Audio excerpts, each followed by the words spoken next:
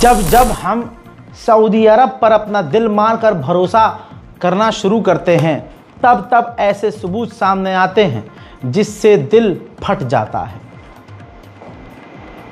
और जब मैं सऊदी अरब के बारे में टिप्पणी करता हूं सबूत के साथ, तो भारत में सऊदी अरब के जो मुस्लिम मुल्ले गुलाम बैठे हैं कुछ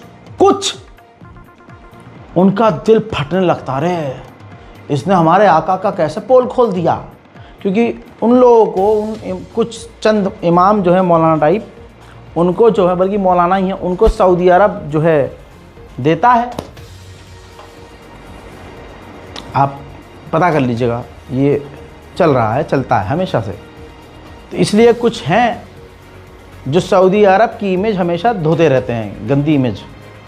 आज आपका दिल फट जाएगा अगर आपको फ़िलिस्तीन से मोहब्बत है, और मुझे पूरा यकीन है आपको फ़िलिस्तीन से, गज़ा से मोहब्बत है। अगर आपके अंदर इंसानियत है, जाहिर सी बात है आप मोहब्बत करते हैं।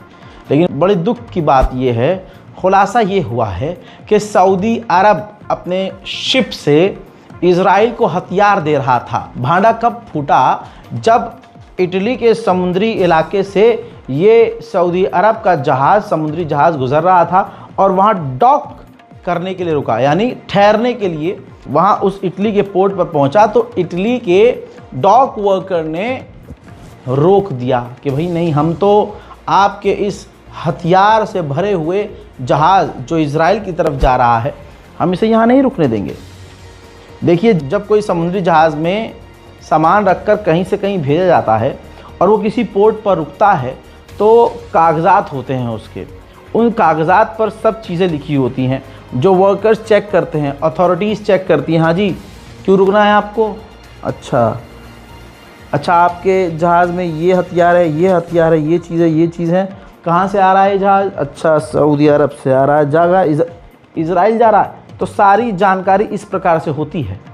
अब रिपोर्ट आपकी स्क्रीन पर है। इस जो द कार्डिल है, जो ऑनलाइन है, ये वेबसाइट आप जाकर देख सकते हैं, और पूरी दुनिया की तमाम एजेंसी पर ये कल तक, परसों तक खबर आ जाएगी। इटली के डॉक वर्कर ने पूरा रास्ता ब्लॉक किया और सऊदी अरब का जो जहाज़ था जिसके अंदर इज़राइल के लिए हथियार जा रहे थे, उसको अपने यहाँ रुकने से इनकार कर दिया।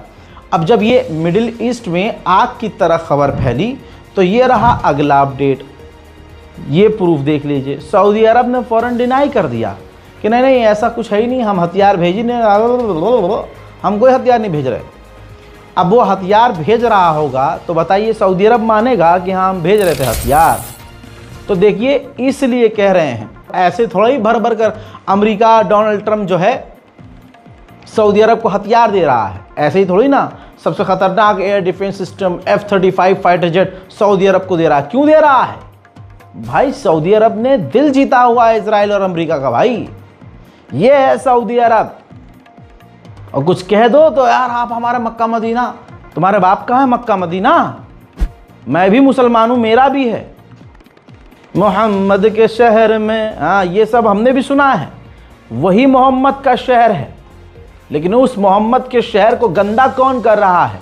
मैं उस प्रशासन की बात करता हूं और उनको सऊदी अरब कह के मैं संबोधित करता हूं। तो दोगलापन छोड़िए दोस्तों, गलत को गलत और सही को सही बोलिए दोस्तों। एक बात क्लियर हो गई है, इस हिसाब से गाज़ा और फिलिस्तीनियों का कातिल तो सऊदी अरब भी हो गया। इजराइल ने भारी भरकम बमबारी की है गाज़ा सिटी पर, बची कुची इमारतें और मोहल्लों का हाल क्या है देखिए। شارع الحجر صلاح الدين لا يوجد الحمد لله. شارع الكابوتس مدرسة الهاشمية، نسف نسف نسف البيوت بشكل، آثار من الدمار الهائل في حي التفاح. हजरात, इजराइल झूठ नहीं बोल रहा है। यूएन के अंदर इजराइल के एम्बेसडर ने कहा बहुत सारे अरब देशों को डर है कि हमास न जीत जाए, क्योंकि उनके पॉइंट ऑफ व्यू से हमास उनके लिए भी बड़ा खतरा है। बताइए, ये हैं अरब देश, और उन अरब देशों में सऊदी अरब सबसे ऊपर है, यूएई है, बहरीन है, कतर है, ओमान है, ये सब एक ही थाली के चट्टे बट्टे हैं। उधर डोनाल्ड ट्रंप और नेतन्याहू ने फ़ोन पर बात की है। डोनाल्ड ट्रंप ने नेतन्याहू को सपोर्ट किया है और कहा है कि आप गाजा में जैसा चाहे वैसा ऑपरेशन करें। 269 पत्रकारों को गाजा के अंदर इजराइल ने कत्ल कर दिया है। अभी ये 2 दिन पहले 5 पत्रकार इजराइल ने मारे हैं। ये वो पत्रकार हैं जो टॉप लेवल के थे। इनमें से जो आप ऊपर 2 लोगों को देख रहे हैं, बल्कि 3 लोगों को, जो नीचे राइट साइड में जो मोहम्मद हैं जिनके चश्मा लगा हुआ है, और पहले नंबर पर जो अनस अल शरीफ, इनको मैं खुद फॉलो करता था, बल्कि कई बार तो इन्हीं के सोर्स से मैंने आपको अपडेट दिया था। ये पांचों अल जजीरा के, दुनिया के टॉप लेवल के, अरब के टॉप लेवल के ये पत्रकार थे। इजराइल की बमबारी में ये भी मारे गए। और सिर्फ इजराइल ने हरामीपने की इंतहा यहाँ नहीं करी, सारे हरामीपनों को पीछे करते हुए कह दिया कि ये हमास के आतंकवादी थे। तो अब आपको समझ में आया, जो भी गाजा के सपोर्ट में है, जो भी फिलिस्तीनियों के लिए आवाज़ उठाएगा, इजराइल उन्हें आतंकवादी करार देगा। इजरायली जहां जाते हैं अपना हरामीपन हर जगह दिखाते हैं, उनके अंदर का हैवान बाहर आ जाता है। मोहतरम हज़रात, यूरोप में एथलीट रेसिंग हो रही है, उसमें आप देखिए इजराइल का ये जो कुत्ता है जो अभी दौड़ेगा, ये देखिए कि गर्दन काटने की साइन दे रहा है, गर्दन काटने का इशारा कर रहा है। ये जो इजराइल के लोग होते हैं ना, ये ऐसे ही होते हैं, ये किसी के सगे नहीं हैं। दिखते ये तो इंसान है, लेकिन अंदर से ये राक्षस होते हैं। हजरात मोहतरम, आप सोचिए इजराइल सोशल मीडिया में और इस पूरे इंटरनेट पर किस तरह से हावी है। ग्रुप को कौन नहीं जानता, जो कि एक्स यानी पूर्व जो ट्विटर है, जो अब एक्स हो गया, तो एक्स का एक AI सेक्शन है, उसका नाम है ग्रुप, जिससे आप जो सवाल पूछते हैं जवाब मिलता है। आपको पता है ग्रुप को बैन कर दिया गया था, सस्पेंड कर दिया गया था। किसने किया? उसकी ही कंपनी ने, एक्स ने अपने ग्रुप को ही सस्पेंड कर दिया था। फिर कुछ घंटे के बाद वो वापस चालू हुआ, जब आलोचना हुई, बवाल हुआ। फिर ग्रुप से ही पूछा गया कि तुमको बैन क्यों किया गया, तो ये देखिए ग्रुप का जवाब। ग्रुप ने कहा कि मैं वापस आ गया हूं और ब्रीफ सिर्फ इतना है कि मैं फैक्ट बोल रहा था, मैं सच बोल रहा था। मैंने बोला था कि इजराइल और अमेरिका मिलकर गाजा में जेनोसाइड कर रहे हैं।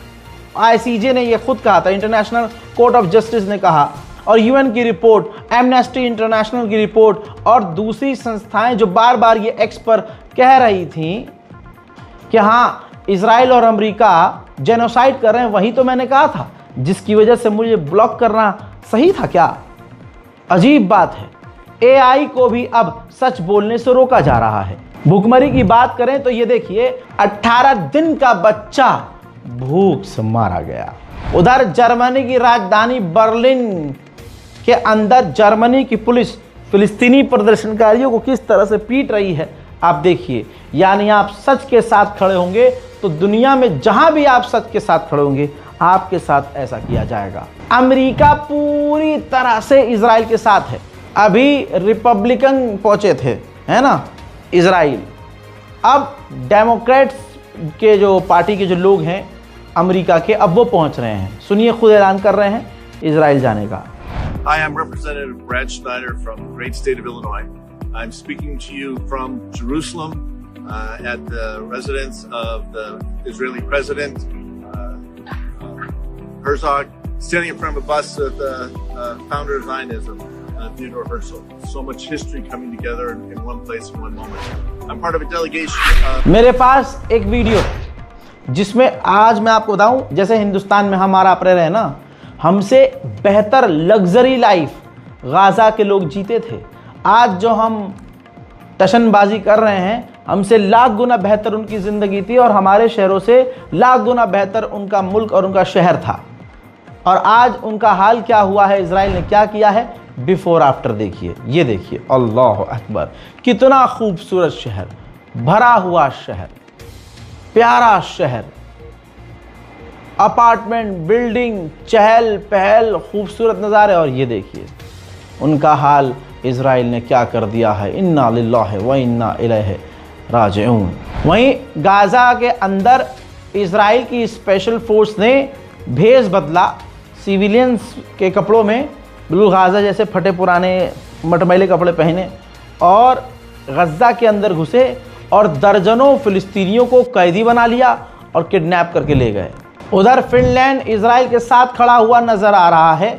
जहां सब दुनिया इजराइल से दूर होने की बात कर रही है, फिनलैंड इजराइल से लॉन्ग रेंज की मिसाइलें खरीदने की बात कर रहा है। दोस्तों, प्रधानमंत्री कितना बड़ा झूठा हो सकता है? जितना भी बड़ा झूठा हो, कंपटीशन बड़ा टफ है।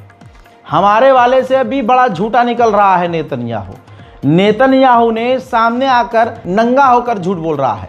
कह रहा है गाजा के अंदर से जो भुखमरी की तस्वीर आ रही है सब फेक है, सब नकली है, सब झूठी है। गाजा में कोई भुखमरी नहीं है। दूसरी तरफ यही झटुल्ला जो ह्यूमैनिटेरियन तंजीमें हैं उनको जाने नहीं दे रहा है। जो दूसरे देशों के डेलीगेशंस आते हैं उनको गज़ा के अंदर जाने नहीं दे रहा है। पत्रकारों से कह रहा है कि तस्वीर न खींचो, ब्लॉक कर रहा है। तो गाजा के अंदर भुखमरी नहीं है तो हरामी दूसरों को जाने देना, अंदर जाकर देखने दे, दिखाने दे लोगों को, लेकिन नहीं, इसका झूठ सुनिए आप। Everything that I told you could be verified easily, but it hasn't. And the international press has bought hook, line, and sinker Hamas statistics, Hamas claims, Hamas forgeries, and Hamas photographs. For example, these 3 children. The first one is Osama al-Rakoub. He is in Italy getting treatment because Israel got him out. That's what he looks like today. He has a genetic disease that damages the lungs and digestive system. It makes it hard to absorb nutrients and gain weight. Okay? So और भी बातें इसने कही। इसने कहा कि हम जो कर रहे हैं उससे मिडिल ईस्ट की तस्वीर चेंज हो रही है और हम सीरिया के बॉर्डर पर जो द्रूस कम्युनिटी के ऊपर जुल्म हो रहा है हम उसे भी रोक रहे हैं और हमें कामयाबी मिल रही है। नेतन्याहू ने कहा कि अगर हम चाहते कि गाजा में भुखमरी हो तो अब तक 20 लाख लोग गज़ा में मर चुके होते। अब आदत सी हो गई है ना हमको ये जुल्म सुन सुन कर। लेकिन सोचिए अगर हम गज़ा में होते तो हमारा क्या होता। आपको पता है जुल्म की इंतहा और लाचारी की इंतहा क्या है? गाज़ा के अंदर कफन ख़त्म है। अब जो जैसा मर गया उसको गुस्ल कफन नहीं मिल रहा है। खुदा की कसम हाथ पैर काँप रहे हैं मेरे, कि जो तस्वीर मैं देख रहा हूँ मैं आपको दिखा नहीं सकता। लेकिन सोचिए मैं क्या कह रहा हूँ और इमेजिन कीजिए, तसव्वुर कीजिए। गाज़ा का हाल ऐसा है, पानी नहीं है, कफन नहीं है। अब बेचारे जो जैसे मर गए उनको वैसे ही दफनाया जा रहा है, और जब दफनाया जा रहा है तो दफनाने के लिए जगह नहीं है। अल्लाह अकबर। यमन के हुतीज़ ने बड़ा खुलासा किया है। ये है उनकी जानकारी जो उन्होंने दावा किया। उन्होंने कहा कि इजराइल के समुद्री जहाज़ हथियार लेकर जा रहे हैं और भी चीज़ें इजराइल के लिए लेके जा रहे हैं और हमारे ब्लॉकेज को बाईपास कर रहे हैं तुर्की या इजिप्ट का बताकर। अपने आप को इजिप्ट और तुर्की का बताते हैं, और जैसे वो इजिप्ट और तुर्की और दूसरे कुछ देश हैं वो उनका अपने आप को जहाज़ बताकर इजराइल पहुंच रहे हैं और इजराइल की मदद कर रहे हैं। ये हैं अरब भाई, बताइए। और आपको बुरा लगता है जब मैं अरब को कहता हूँ। मोहतरम, बता दूँ आपको नाजरीन, पूरी दुनिया में इज़्ज़त ख़त्म हो चुकी है इजराइल की। हर जगह ये जलील हो रहे हैं, पिट रहे हैं। ऐसे में सोशल मीडिया पर जो तस्वीरें इजराइल की आ रही हैं उससे इजराइल की इमेज और ख़राब हो रही है। तो इजराइल के प्रधानमंत्री नेतन्याहू ने सफाई दी है कि ये जो इजराइल के ख़िलाफ़ प्रोपेगेंडा सोशल मीडिया पर चल रहा है, तस्वीरें आ रही हैं, ये एक साजिश है और ये बॉट के ज़रिए करवाया जाए। यानी आप सब बॉट समझते हैं, गलत तरीके से फर्जी करवाया जा रहा है, ऐसा कुछ है नहीं। और हम गाज़ा और फ़िलिस्तीन के लोगों को लेने के लिए कई देशों से बात कर रहे हैं कि आप गाज़ा और फ़िलिस्तीन के लोगों को ले लीजिए। इजराइल के राष्ट्रपति, देखिए खेल शुरू हो गया है, 2 महीने पहले बताया था। इजराइल के राष्ट्रपति ने 40 से 45 पत्रकारों से मुलाकात की, लिया दिया होगा दबा के। इसमें गोदी मीडिया भी ज़रूर शामिल होगा, लेकिन अभी गोदी मीडिया का किसी एंकर का नाम नहीं आया है। तो 45 से 50 पत्रकारों से बात की है, सेटअप किया है, प्लानिंग की है, स्क्रिप्ट किया है। अब इजराइल का राष्ट्रपति उन पत्रकारों को गज़ा लेकर जाएगा। अब वो 45 पत्रकार कितने बड़े बड़े चैनल और अखबारों में काम करते होंगे मुझे बताने की ज़रूरत नहीं है। अब वो गाज़ा के अंदर जाकर आपको अपने मन मुताबिक प्रोपेगेंडा चलाकर दिखाएंगे, आपको वो दिखाएंगे जो इजराइल दिखाना चाहता है। तो जो अब आपको आने वाले 2-3 दिन में मीडिया में नजर आएगा वो वही होगा जो इजराइल आपको दिखाएगा, जिस पर आपको भरोसा नहीं करना है। उधर मेरे दोस्तों ये देखिए, अमेरिका ने इजराइल को और हथियार भेजे हैं। 2 चीज़ है, या तो नरसंहार तो गाजा में हो ही रहा है, या फिर आने वाले समय में जो ईरान से जंग हो सकती है उसके लिए अमेरिका पहले से ही इजराइल को हथियारों से भर रहा है। इजराइल ने सिर्फ वेस्ट बैंक में नहीं, जेरूशलम के अंदर एक पूरे रोड पर कब्जा कर लिया है और आसपास की तमाम बिल्डिंगों पर फिलिस्तीन का झंडा हटाकर इजराइल का झंडा लगाकर मकानों पर कब्जा करके पूरे रोड को ही कब्जा लिया है। सिर्फ यही नहीं, ये तस्वीर देखिए, फिलिस्तीनी पेड़ों को और खेतों को भी जो इजराइल के सेटलर्स हैं उन्हें बर्बाद और तबाह कर रहे हैं। इसी तरह से ये तस्वीर आप देखिए, इजराइल के जो सेटलर हैं वो इजराइल की आईडीएफ के साथ मिलकर फिलिस्तीनी किसानों तक को परेशान कर रहे हैं। अब आईडीएफ के इस सुअर ने फिलिस्तीनी गरीब किसान को गिरफ्तार कर लिया, उसको अपने साथ ले गया और उसका जो ये साजो सामान था उसको इजराइल के सेटलर्स लूट के ले गए। वहीं वेस्ट बैंक में ये मंजर है, रोज़ का है, हर घंटे का है। मकानों को तोड़ा जा रहा है, फिलिस्तीन पर कब्जा किया जा रहा है और अरब सिर्फ आलोचना करके ताली बजाकर चुप हो जा रहा है। इजराइल के चैनल 13 में शो चल रहा था लाइव शो के दौरान इजराइल के ही यहूदी जो एक्टिविस्ट थे वो घुस गए, ये देखिए, टीवी शो में और प्रदर्शन करने लगे, कहने लगे चीख चीख कर कि नेतन्याहू गलत कर रहा है, नेतन्याहू जो करने वाला है गाजा में उससे हमारे लोग मारे जाएंगे, हमारे कैदी मारे जाएंगे, हमारे सैनिक मारे जाएंगे। ये सब कुछ लाइव रिकॉर्ड हो गया, यानी आप समझ लीजिए कि इजराइल के अंदर सुकून बिल्कुल नहीं है। उधर इराक का भी बेड़ा गर्क बहुत जल्द होने वाला है, जैसे लेबनान में हुआ है। हजरात, आपको बता दूं कि अमेरिका के दबाव में इराक का राष्ट्रपति है और इराक की सरकार अब प्लान कर रही है कि हमारे मुल्क में जो लड़ाके हैं इराक के बॉर्डर पर अलग अलग जगह तैनात हैं और अमेरिका के लिए वो ख़तरा और इजराइल के लिए ख़तरा बनते हैं, हम ऐसे प्राइवेट ग्रुप से हथियार डलवा लें, हथियार उनसे छीन लें। इजराइल के अंदर जो अल्ट्रा ऑर्थोडॉक्स का नेता है, धर्मगुरु है, उसने ऐलान किया है कि अगर ज़बरदस्ती हमको अल्ट्रा ऑर्थोडॉक्स को इजराइल की फ़ौज में नेतन्याहू की सरकार ने ज़बरदस्ती शामिल किया तो सिविल वॉर होगा, गृह युद्ध होगा। यूएन की एक ख़ास तस्वीर, अल्जीरिया का जो एम्बेसडर है वो अपने पड़ोस में बैठे इजराइल के एम्बेसडर को गाज़ा के बच्चे की तस्वीर दिखा रहे हैं।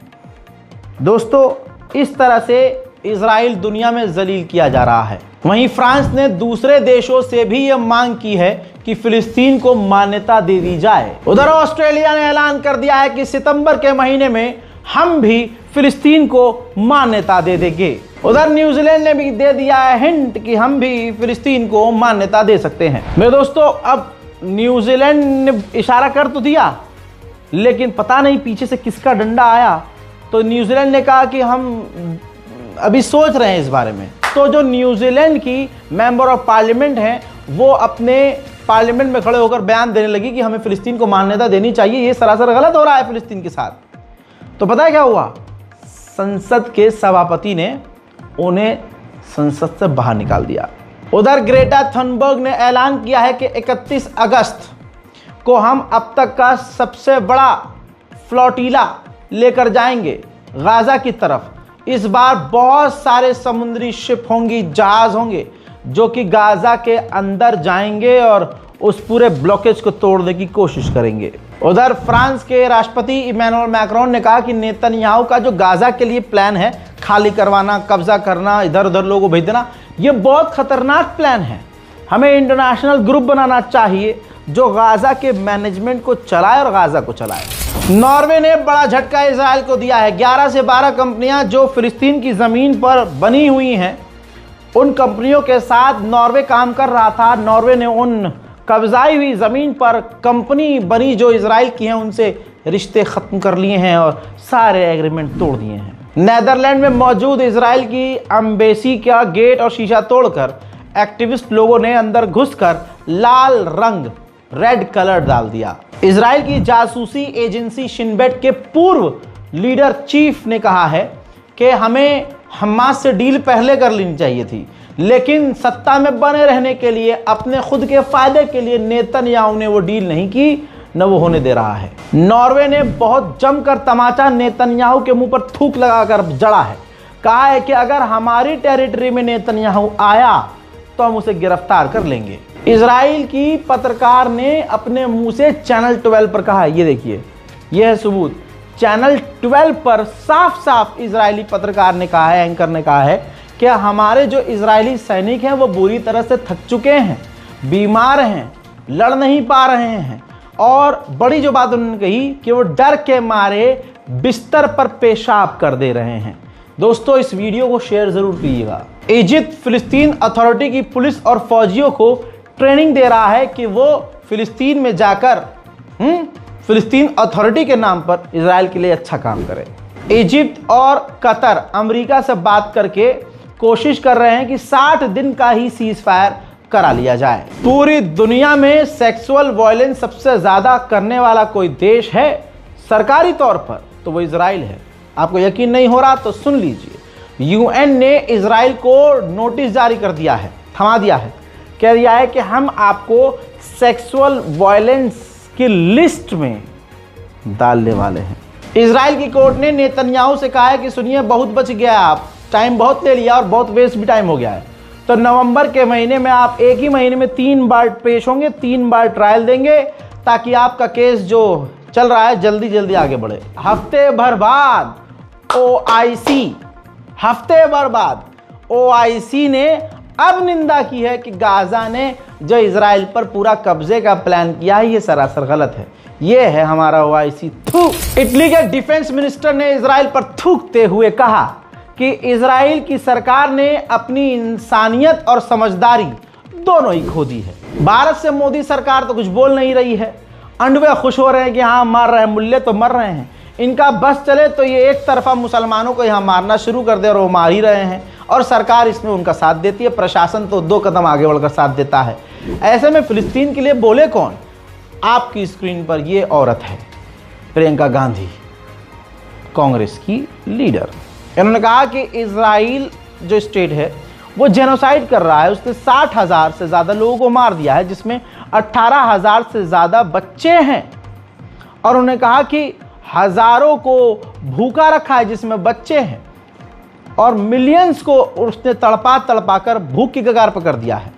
क्राइम कर रहा है, और क्राइम देखकर चुप रहना भी एक बड़ा क्राइम है, बोलना चाहिए। यह इंडियन गवर्नमेंट के लिए कितनी शर्मनाक बात है कि ये सब कुछ देखने के बाद भी इंडियन गवर्नमेंट खामोश है। अब भाई, इतना बड़ा बयान इंसानियत के लिए मोदी जी बर्दाश्त थोड़ी नहीं करेंगे। अब मोदी जी करें ना करें, भाई साहब, इजराइल का जो एम्बेसडर भारत में है वो भड़क गया। उसने प्रियंका गांधी को रिप्लाई किया और सब कुछ हमास पर डाल दिया कि जो कुछ भी हो रहा है हमास कर रहा है, और जो आप बोल रही हैं इसमें कोई सच्चाई नहीं है। इसके बाद तो भाई साहब, भारत में बैठे हुए इस इजरायली एम्बेसडर को सोशल मीडिया पर लोगों ने ऐसा ट्रोल किया, ऐसा जवाब दिया कि उसके बाद भारत में मौजूद इजरायली एम्बेसडर खामोश हो गया। सबसे बड़ी खबर, इतनी बड़ी खबर कि 1 घंटे 2 घंटे के बाद बहुत सारे यूट्यूबर आपको इस खबर को टाइटल पर लेकर आधे घंटे इसी खबर पर बोल जाएंगे। सुनिए कितनी बड़ी खबर बता रहा हूं आपको। I24 को इंटरव्यू देते हुए इजराइल का प्रधानमंत्री बोलता है कि मुझे लगता है कि मैं ऐतिहासिक और आध्यात्मिक रास्ते पर हूं, मैं एक मिशन पर हूं जिसका नाम है ग्रेटर इजराइल, जिसके अंदर सीमा जो हमारी है, बॉर्डर, उनसे दूर और भी देशों के जो जमीन है वो हमारी है। ग्रेटर इजराइल उसने कहा, यानी ग्रेटर इजराइल में इजिप्ट आएगा, जॉर्डन आएगा, तुर्की का कुछ हिस्सा आएगा। ग्रेटर इजराइल के एजेंडे पर मैं काम कर रहा हूं, नेतन्याहू ने यह कह दिया है। अब अरब के इन गुलाम हिजड़ों से पूछो, लीडरों से, कि अबे अब कुछ रह गया क्या? अब तो ये प्रोपेगेंडा है ही नहीं। नेतन्याहू खुद कह रहा है कि मैं ग्रेटर इजराइल के प्रोजेक्ट पर हूं, मिशन पर हूं। तो यानी आज फिलिस्तीन गजा गया, कल तुम्हारा नंबर आएगा, तुम भी जाओगे। इजराइल की एयरलाइंस है जो फ्रांस इधर उधर जाती है, तो फ्रांस ने इजराइल की उस एयरलाइंस के सिक्योरिटी डिपार्टमेंट में काम करने वाले एम्प्लॉयज़ के वीज़ा को रिन्यू करना बंद कर दिया है। इसी इजरायली एयरलाइन के पायलट को, जो इजराइल से उड़ता हुआ जहाज़ जब फ्रांस आ रहा था, तो फ्रांस के एयरपोर्ट पर कंट्रोल टावर में बैठे हुए फ्रांसीसी एयर ट्रैफिक कंट्रोलर ने रेडियो पर पायलट से कहा था इजराइल के, फ्री फ़लस्तीन। खबर बड़ी है, बन गई है, और इस पर इजराइल का खूब जमकर विरोध भी हो रहा है और सब सोशल मीडिया पर अब बोलना, मुसलमान को तो किनारे कर दीजिए, अब आप देखिए दूसरे लोग जिनका दीन इस्लाम से कोई लेना देना नहीं है, जो अंग्रेज़ हैं, वो भी अब हक के लिए फ्री फ़लस्तीन बोल रहे हैं। कितनों का मुंह बंद करोगे बे। इजराइल साउथ सूडान से भी बात कर रहा है कि फ़लस्तीनियों को और गाज़ा के लोगों को वहाँ से निकाल कर उनको साउथ सूडान भेज दिया जाए। 27 देशों ने एक साथ मांग की है पूरी दुनिया से, इंटरनेशनल ऑर्गेनाइजेशन से और इजराइल और अमेरिका से, कि इजराइल इसी वक्त गाज़ा में जेनोसाइड बंद करे, गाज़ा के अंदर खाना पानी जाने दे। 27 देशों ने एक साथ। उधर इजराइल आदतन आतंकी तो है ही, तो लेबनान पर इजराइल ने आज फिर हमला किया, जिसमें एक लेबनीज की मौत हुई है। लेबनान के एक जनरल थे, ये देखिए, जो लाल घेरे के अंदर नजर आ रहे हैं, ये हिजबुल्लाह के लीडर के करीब थे। इस वजह से लेबनान की गवर्नमेंट ने इनको इनके पद से ही हटा दिया है। लेबनान की सरकार इस वक्त बिल्कुल अमेरिका और इजराइल के ही लिए काम कर रही है। ज़्यादातर लेबनीज का ये मानना है कि हिजबुल्लाह को हथियार नहीं डालना चाहिए, क्योंकि हमारी जो गवर्नमेंट वाली फ़ौज है वो इजराइल का सामना नहीं कर सकती। सारा दम और हिम्मत इसी हिजबुल्लाह संगठन के अंदर है। जो मैं एक हफ्ते से चीख रहा था, लीजिए वो भी सच हो गया है। सुन लीजिए आगे। लेबनान के डिफेंस मिनिस्टर ने ऑन एयर मान लिया है, चैनल पर मान लिया है कि इजराइल से हमको प्लान दिया गया है, इजराइल से हमें इंस्ट्रक्शन मिली है, इजराइल हमें ट्रेन कर रहा है और इजराइल ने हमें पूरा प्लान दिया है कि किस तरह से हमें हिजबुल्लाह को अपने मुल्क से हटा देना है, गिरा देना है। ये ज़रूर आपको सुनना होगा एज अ प्रूफ।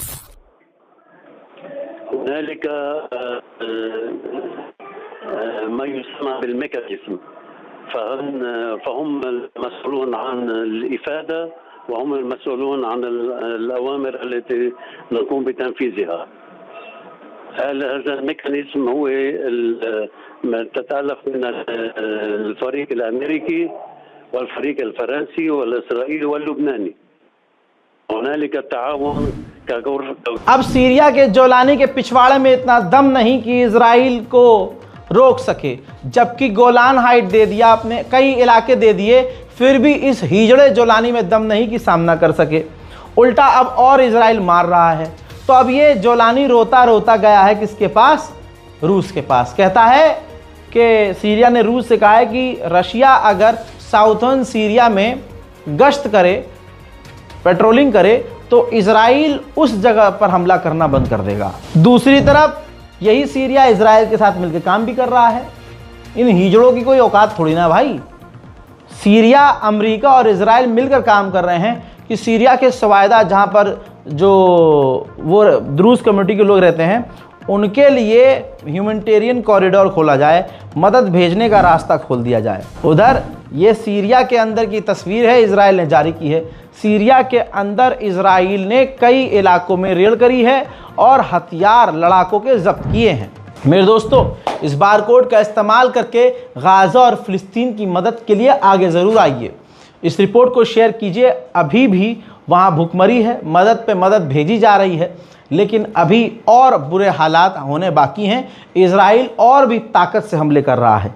लिहाजा इस बारकोड का इस्तेमाल करके गाज़ा और फ़लस्तीन की मदद के लिए आगे आइए। इस रिपोर्ट को शेयर कीजिए और अपनी दुआओं में हमें याद रखिए। जय हिंद।